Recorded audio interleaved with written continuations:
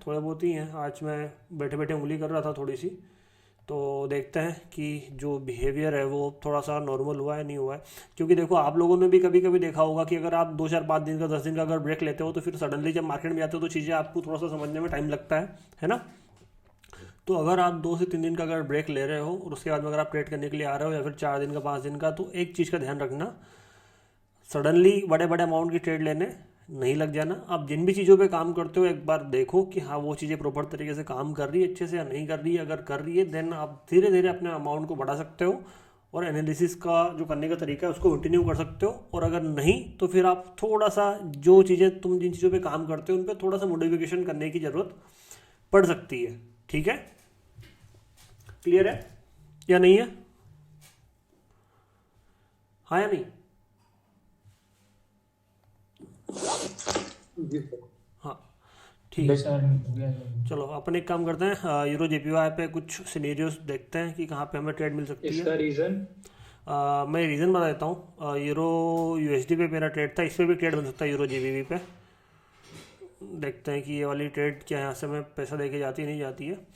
ठीक है, जब तक अपन यूरो यूएसडी का एक ट्रेड का रीज़न मैं आपको समझाता हूँ। अगर आपने देखा होगा तो यहाँ पे ये जो सिनेरियो बना था, ठीक है, प्राइस ने एक मूवमेंट दिया, उसके बाद में एक बड़ी सेलिंग दिखाई। बड़ी सेलिंग के बाद में ये वाली कैंडल ने बहुत ज़्यादा पैसा दिखाया था सेलिंग के लिए। अभी आपको मैं वॉल्यूम दिखाऊँ वहाँ से समझ में आ जाएगा। उसके बाद में बायर गया था, तो यहाँ से एक अग्रेसिव सेलर की एंट्री होना कंपलसरी थी। ठीक है, वो भी, और इस पे सेम कॉन्सेप्ट मेरा यूरो जेपीवाई पे भी है, सॉरी यूरो जीबीवी पे भी है कि ये जो आपको कैंडल दिखा रहा है ना, मैंने यहाँ पे आपने इसी नोटिस करी कि वॉल्यूम नहीं देखा।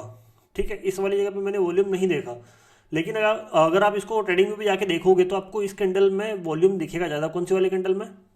ये ग्रीन वाली। है ना, इस ग्रीन वाली में। प्लस यहाँ पे अगर आप पास्ट में अगर पुल बैक देख रहे हो तो लगभग लगभग इतना पुल बैक हो रहा है, तो मतलब, 50 है ना। और हाँ, और इस एक कैंडल का अगर आप 50% अगर मेजर करोगे तो वो भी कौन सा वाला एरिया आएगा? ये वाला आएगा। कैसे मेजर करना है?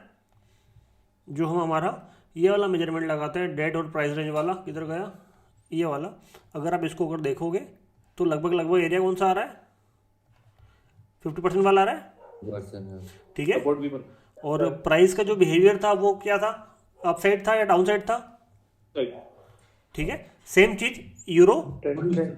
हाँ सेम चीज यूरो यूएसडी में। ठीक है, हाई वॉल्यूम से सेलिंग, सपोर्ट, और अगर आप ट्रेंड लाइन देखोगे तो आपको ट्रेंड लाइन का भी ब्रेकआउट दिखेगा। अगर आप थोड़ा सा गौर से देखोगे तो चीज़ों को समझ में आएगा। ऐसे नहीं आएगा, लेकिन अगर देखोगे ना कि हाँ ट्रेंड लाइन भी अगर आ रही है तो आपको समझ में आएगा कि नहीं यार, ये वाला सिनेरियो भी एक बन सकता है।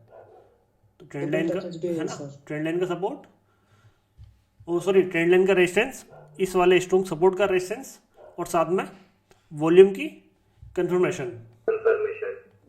सर ये सब लोअर लो भी है, ये लोअर लो की वजह से डाउन जाएगी। ब्रो ये यहाँ से ना देखो, हाँ एक चीज़ आपको समझ में आनी चाहिए कि जो प्राइस होता है उस प्राइस के हिसाब से इस वाले एरिया पे जो बिहेवियर होता है दूसरी वाली पार्टी का, वो डिसाइड करती है कि जो प्रेशर आ रहा है वो कितना है।